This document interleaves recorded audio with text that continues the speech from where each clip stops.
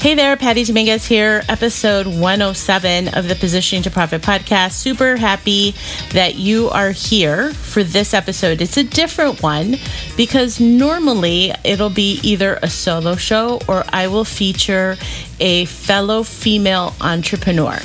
So, thing is, once upon a time, back in 2015, a friend of mine, Tim Wambach, and I launched a podcast by the name of Boss Free Society. We did about 143 episodes or so, and it ran for, I think, a couple years. It was really fun, and we interviewed a lot of heavy hitters. So I caught up back with Tim because hadn't talked to him. He's always a joy to have. He is a wonderful friend in our lives here for my husband and I just thought it'd be great to catch up with him. So he's talking about flipping the switch, how he turned off the business that he had when it was time to move on, when it was time to reinvent, and when it was time to make some serious changes in his life. And so coming from a male perspective, I thought it would be a great idea to host him on the podcast and just share what he's up to. Flexing Fatherhood is his new venture, and I just think the world of him. Tim's an awesome guy. So check out Tim Wambach on this episode. And again, if you want to catch our old episodes, circa 2015 to 2016, where we interviewed some heavy hitters, head on over to bossfreesociety.com. It was a lot of fun.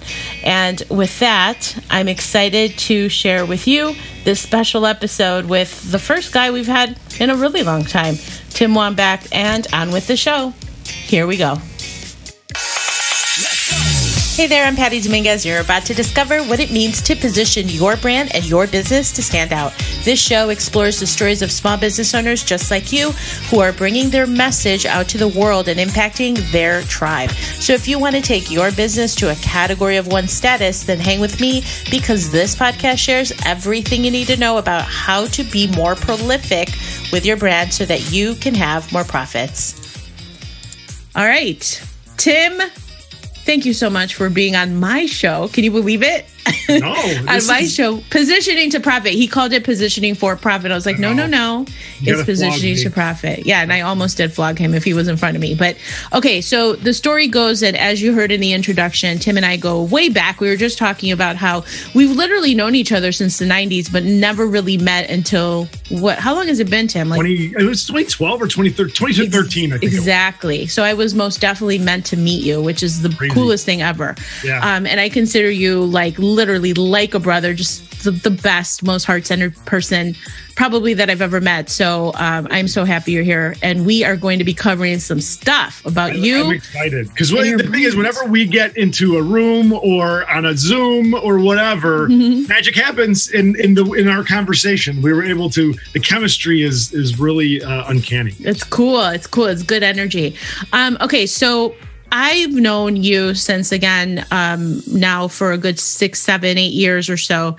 And back in the day, you were a co-founding member of a 2-man show called Handicap This. And it was super popular. And even to the extent that your fan page alone would get millions and millions of shares. And you were specifically targeting the, how do you call it, handy-capable community? The disability community. The disability community. And this show traveled all over the country, and that was really what you were known for. Talk a little bit about that and what that brand meant to you and just kind of the trajectory of where it then kind of ended. Yeah, I guess the best way to describe this is, so I used to work at St. Mary of the Woods. I was the youth minister there. And every time I say that, people would be like, oh, did you want to be a priest? No, I never wanted to be a priest. My grandma wanted me to be a priest. My mom maybe wanted me to be a priest, but that would be weird. I can't imagine you as a priest, by the way. I could do it, but I don't want to do it. Yeah. Anyway, so I was a youth minister, so I worked from 21 to 25 at the parish, and I had a bulletin article every week. I had a bulletin. It was kind of like a blog post that was published in actual print. Go figure, right? So it was kind of like to keep everyone updated, to tell them what was going on and all this stuff. And every bulletin article, I ended it, keep on keeping on Tim. Now, I'm going to jump back a little bit. Where I got that from was I read the book Think and Grow Rich.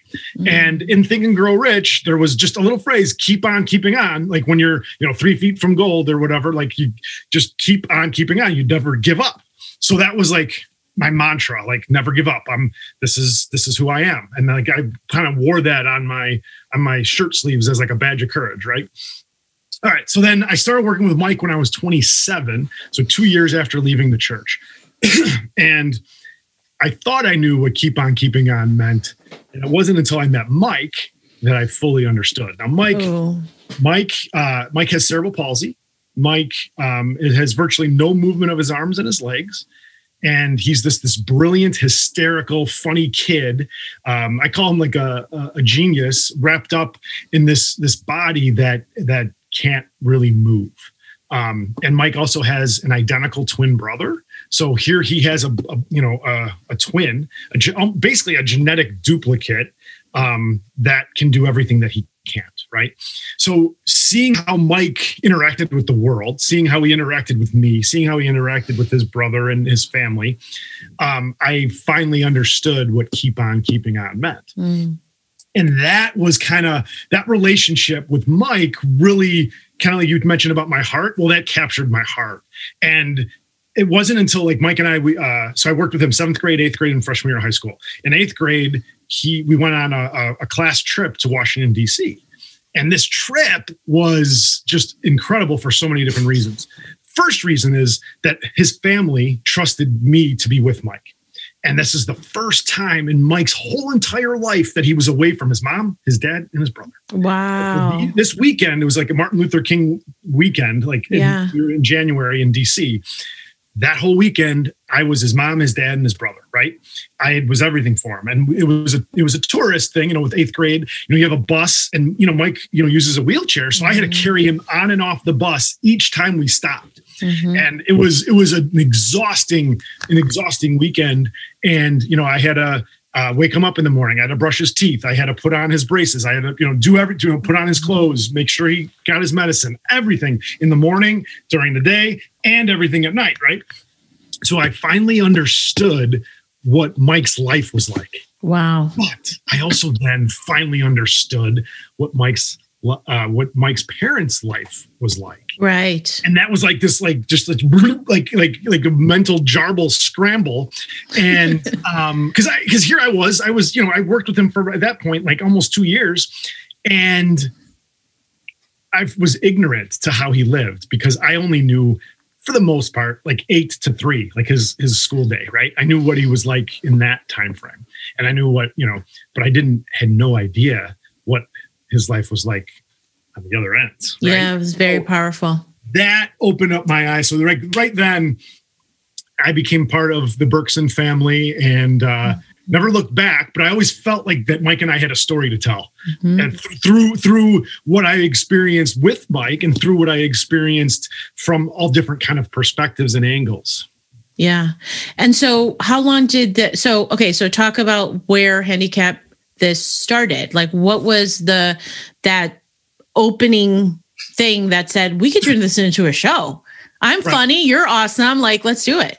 Yeah. So, it happened very organically, which I think is part, is a big key in this whole thing.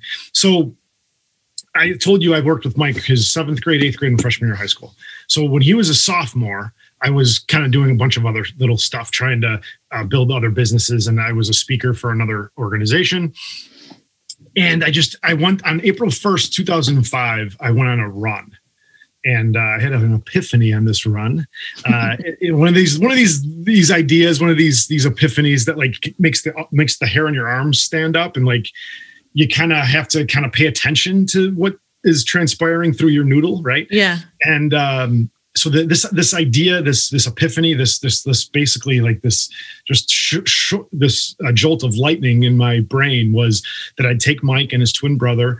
We'd fly down to Orlando, Florida. Again, we're from Chicago, Illinois. We'd fly down to Orlando, Florida, and we'd have as much fun as we possibly could over the weekend. And then when that weekend was over, Mike and David would fly back to Chicago, leaving me behind to run back. And that's what I did in August 2005. So I had the idea April 1st, and I started running August 1st, 2005. So incredible. That was, and I was not a runner before I did that. Basically, I did it to raise awareness for how Mike lives, raise awareness for cerebral palsy, but also to show people it was possible. Because I was not, and let me stress this, I was not a runner before I did this. Yeah. So we did that. So that, again, people started hearing our story tangentially and looking at from different aspects, like when we were eliciting help for volunteers for different events that we were doing, and people just wanted to know more about us. And then people started bringing us into their group to tell our story and things like that. So we finished the script, I think it was like Labor Day 2009. And then January 2010, we launched the show at Oakton Community College in Des Plaines. And to 3 sellout shows. Like it was, I mean, there was in the small theater. So, but thing that happened was people started hearing about it and it was very organic. Again, 2010, that was kind of, I would say, kind of before social media, not totally before social media, but at least the power of social media wasn't around. We weren't on any social media at that point. Obviously, Facebook was around and Twitter was around and things like that, but that was not on the pulse of the people that were in the audience at all. So we started, that was January 2010 is when we started, and we did it for, almost 10 years. Unbelievable. So what was the catalyst for the show to stop? Ooh, yeah. So so like you mentioned before, we were all over the country. We literally went from Los Angeles, California to New York City and almost everywhere in between. I think we hit 27 states and a lot of it was road trip. But so what happened was the traveling got to be way too much on Mike. We basically burnt him out. And it was not fun for me because I was in a really tight position because I knew what we had and I knew that what we had was needed and it was validated. And it was validated with, I mean, we were getting, upwards of $5,000 a presentation. Like that's like at our peak, that's what we were getting. And that was, we could have gotten more, but things, but because of the way things kind of operated, it was hard to continue to have the foot on the gas. So we had to pull back right when we hit like our peak. And Mike's like, I don't want to travel as much. I remember that. It was really difficult for me because I didn't know what I was supposed to do because Mike didn't want to travel. Our business was pretty much 98% travel. If we weren't traveling, we weren't making money. And then I had basically put painted myself into a corner where this was it for me. For somebody who is listening to that, it's like, I have talked about this with other people of letting go or shutting down a business. And when is the right time to do that? Because it's a really hard decision. And I give you a lot of credit because your whole identity was tied to handicap this. The relationship, it was like they are family to you. And so it's so much more complex than just closing a business. It was a great duo, great show. You guys, it was an amazing run. And the fact that you did it for 10 years is something to be very, very proud of and everything that you accomplished. So, all right. So the show stops.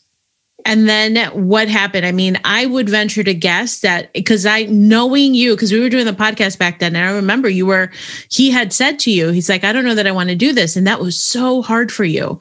And I kept saying, I'm like, well, it sounds like he doesn't want to do it. And you didn't really want to admit it. It was really hard. You were right on. You hit the nail on the head every time we spoke. And I was extremely stubborn because I'm extremely stubborn in good ways and in bad ways. This is one of the bad ways where I was really stubborn. So what happened was, so we pivoted. We tried to make like an online video for schools that kind of didn't work. That didn't work. So we lost a lot of investment on that. And then what we did was we pivoted again, which actually worked really well.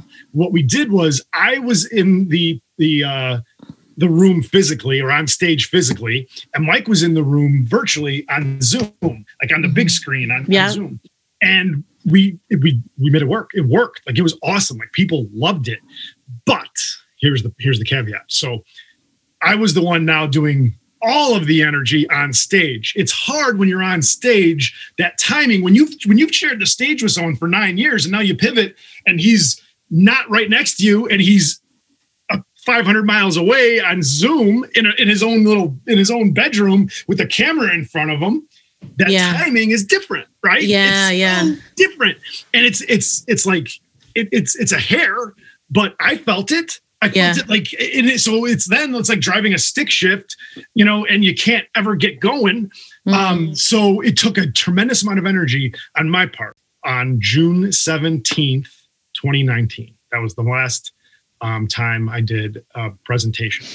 I did no tech. I went by myself, and Mike was not there. Mike wasn't on the screen. I didn't have a screen. I didn't do any tech. And June 17th, 2019, June 17th is my wife's birthday. So that was the last time I performed. That was more, like I said, more of a workshop. It was 3 hours. So I've done 3 hours before with Mike. This was the first time I ever did 3 hours by myself. Wow. At the end, I got a standing ovation. So that was kind of, I didn't know that was going to be my last one, but it was. And for me, again, like kind of like to prove myself or whatever, like that was like the nice, there's people out there that are not going to be able to get this reference, and I don't care because it's going to mean something to me. Ted Williams was one of the greatest baseball player, greatest hitters of all time. And he played for the Boston Red Sox. And I think it was 1960 or so was his last game. And he hit a home run in his last at bat. That's so epic. And Ted Williams, his initials are TSW. My initials are TSW. So again, it's not anything, but it's so cool. I'm not comparing myself to the greatest hitter that ever lived. But you kind of just did, yeah. No, my point is, like, I know what you mean. Felt like a walk-off to end it for me. Yeah, on a high note, on a standing O, absolutely. Yeah, and I didn't know that was going to be the last one, and then it turned out like that was, and I feel good about that. Yeah, that's a beautiful way to go out, like at that level, at a standing ovation. All right, we are about halfway through the show, and I wanted to stop by with a quick exciting share that I have. Have you ever heard of Prolific Cafe? It is my women-only business membership, but it's more than a membership. It's more than the content. It's more than the coaching. It actually has one of the best communities out in the marketplace. And the reason why I say that is because we have built a beautiful community of mavens. That's what we call each other. And we really celebrate successes. We help move each other forward. And the support system is actually incredible. And the reason why that's important is because being an entrepreneur can be a really lonely game. And as much as it's important to have the right type of coaching, of course, having the right courses, of course, it's community. That's the difference maker. And there's nothing like having a support system that's right behind you through the journey. So right now I'm offering a trial of Prolific Cafe. It is by application only. So if you're interested, head on over to prolificcafe.com, where we can have a conversation. I can share more about what Prolific Cafe offers and really to see if it's a good fit. So with that, head on over to prolificcafe.com for this exclusive offer, prolificcafe.com. All right, now back to the show. All right, so jumping off on your own meant what to you? Like what? So where are you now? Because the whole premise here is you had this business for over 10 years, certainly for 10 years, blood, sweat, tears, all heart. A lot of love, a lot of stuff, a lot of hours, miles, all of it.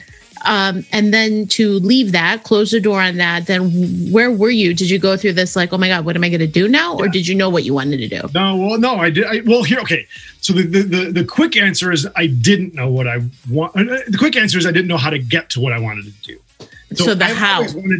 I've always wanted to help others. And Mm-hmm. I've always wanted to do it in a way that is meaningful and in a way that can connect. Because I'm like this whole last 12 months or whatever has been killer on me because I love people. I love being around people. I love interacting with people. And, and without doing that, I mean, granted, believe me, I've been blessed with my family, and we've been able to spend just an amazing amount of time together, which has been incredible. My first daughter was born June 2018, and she was premature. She was in the NICU for 22 days. So that was a real struggle. And then, I didn't know what I didn't know. Luckily, I have a big network and a lot of great friends. So I was able to kind of get picked up pretty quickly as far as being able to do kind of some freelance work as far as like consulting or stuff like that, which, I mean, I'm not Mr. Consultant, but I definitely was able to kind of weather the storm, let's just say. And then the pandemic hit, right? Then, my wife lost her job. She was pregnant. She was 7 months pregnant when she lost her job, March 18th, 2020. And then so when my wife lost her job, that was, I don't want to say a wake up call, but that I'm like, okay, things are, the struggle's real, right? Like I have to really get my butt in gear. But again, there was so much uncertainty in the world. And my wife was pregnant, and I just basically used food as medicine, basically. And my wife being pregnant, her first pregnancy, she didn't necessarily have all the food cravings. The second one, she did. So we were going Chick-fil-A, McDonald's, Wendy's, Burger King. Well, I mean, Sarah's having something. I have to have something. Well, I don't have to, but I think I will. Right. So I put on a lot of weight, and on May 4th.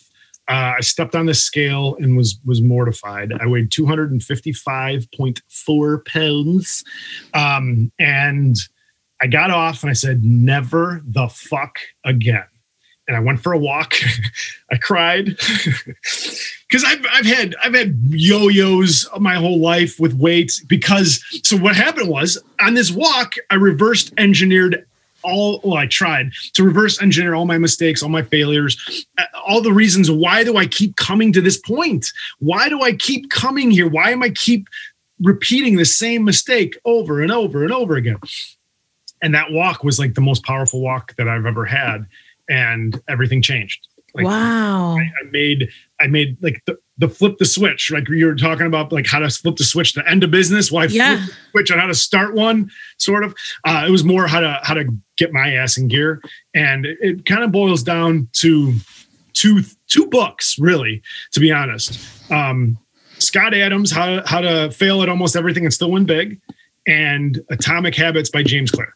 Mm-hmm. So ironically, that the Atomic Habits mentions Scott Adams. And where I'm going to get at with this is Scott Adams has a philosophy, a theory that systems beat goals. So the system, I've created a system for myself on using what I know about myself, right? So anyone can do this. And that's what we're going to get to about my business. What I've done is kind of intuitive fat loss. That's the way I look at it. I love that. Yeah. And it's really reverse engineering your past and using what you know for your benefit about yourself. Right. So for instance, I'll just give you really quick what my system was. Now, granted, this is not a system for everybody. This was my system based on what the answers that I came to from my reverse engineering. So I know carbs are my kryptonite. No, there's no doubt. So what I did was I started slow. So I first said, okay, I need to do 8,000 steps a day and I need to drink 64 ounces of water. So those are like the first two that I did in the month of May. And I didn't hit 8,000 every single day, but I did more often than not. Same with the 64 ounces of water. I pretty much hit that pretty regularly. So then now we come into June. My daughter was born on June 9th. I almost missed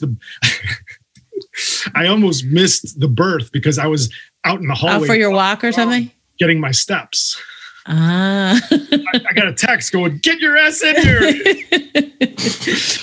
Anyway, so my overall, without getting into everything, it was I intermittent fast 18 hours and 8 for 6 hours. So basically I had 2 meals a day. I would walk over 10,000 steps a day. I would drink 128 ounces of water a day. And then what I would eat would be high protein, low carb. That was my plan. Wow. That's my system. And that's what works for me. Okay. So now are you translating that into what you're doing now? Absolutely. So what I have is a business called Flexing Fatherhood. It's group and one-on-one coaching, helping overweight dads to reclaim their health and energy. And I'm really doing it more so, like I said, like I get on a call with them, a Zoom call like this, and I dive into their health history. Now, I am not a doctor, and that's, talking about, how hard was it to do this or whatever. I had imposter syndrome for years. I wanted to be a health coach for 4 years ago. 2017 is when I really, really was entertaining it. Mm-hmm. But I never felt like I had the credentials. I didn't feel like I had the knowledge. And then every time I was like up, I wanted to do it, I was not in the best shape. So then, it never connected for me. Right. Well, and it's a matter of being congruent, right? So absolutely. And I probably think that because you're such a man of integrity, you're like, how can I show up and talk to someone about their weight if I'm overweight? So it's very incongruent. I know the imposter syndrome thing, but knowing what I know of you, I think is just a matter of the congruency. Don't you think? Yeah, well, I think it's both. For sure. Right. I would say it's definitely more what you said as far as, being congruent. Yeah. And then that imposter syndrome just kind of creeps up. And because you're not there, it makes it bigger because you're not there, right? Makes sense. So the more in shape I got, the more that imposter syndrome got less and less. I still have it a little bit, but not that much. And because I basically what I did was I soft launch with a pilot program. So I got like 21 guys that are going through this program right now, and they're loving it. Like, it's unbelievable. Okay. So what's your vision? Because I'm big on declarations for where you want to take Flexing Fatherhood. Help fathers gain their power, right? What I want to do then is create systematic change in fathers, and having fathers be strong role models, right? So I want to do that through my coaching, but really, ultimately, what Flexing Fatherhood is, it's a lifestyle business. And the first piece of the lifestyle is your health, right? Because if you don't have your health, you don't have anything. It boils down to a bunch of different things. The first and foremost is you have to want it for yourself, because I can't give it to you. I can try, and I can give you a lot, but I can't do the push-ups for you. I can't, do the healthy cooking for you. I can't eat the healthy meals for you. I mean, you got to want it yourself. You got to want it. And that's the first thing. The second thing is, why are you doing this? Because for me, my family is my why. I have 2 young girls. I'm 47 years old. I have a 2.5-year-old and an 8-month-old.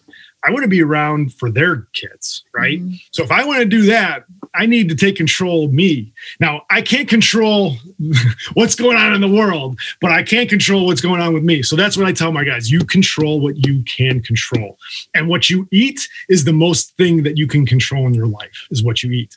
And your movements, how much you move, but primarily what you eat is, food is thy medicine, right? So absolutely. My whole core thing is it's food. It's all about the food, and you got to eat whole food, and you got to be deliberate. You shouldn't be eating 5 times a day. At least that's my philosophy is, you want to eat less. All right, Tim. So how does someone get a hold of you who is interested in Flexing Fatherhood? Right now I'm on Twitter at Tim Wambach.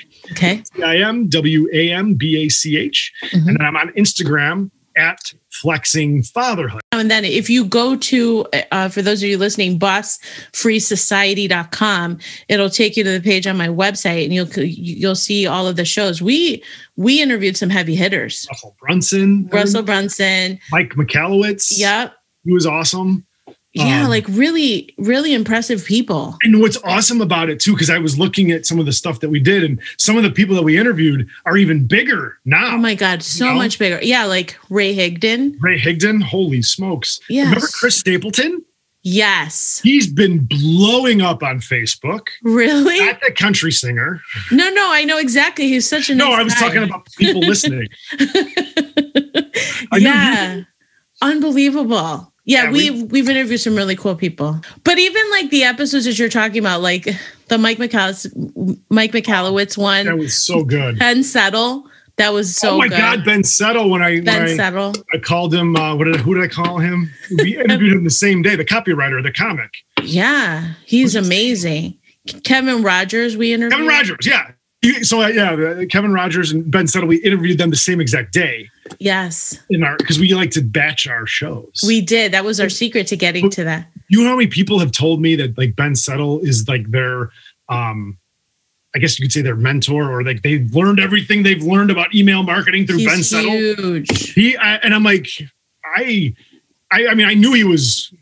No, he's a copywriting icon. He really. I knew he was but I don't know when we interviewed him, was he that big? He wasn't that big then, was he? Or he was pretty big. He's been consistent as any. I mean, he's incredible. So much fun that I remember. It was a really good show. He was the only guy that we actually created like an outtakes. An outtakes one. Yeah. That was fun. It was awesome. Well, Tim, thank you so much. Yeah. I really appreciate you being on the show. Anytime. And please come back.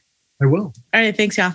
Thank you so much for checking out the Positioning to Profit podcast. If you haven't already done so, please make sure to hit that subscribe button so you don't miss any new episodes.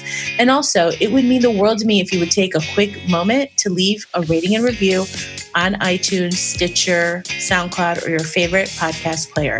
It really helps to get the word out about the podcast and, of course, the featured guests.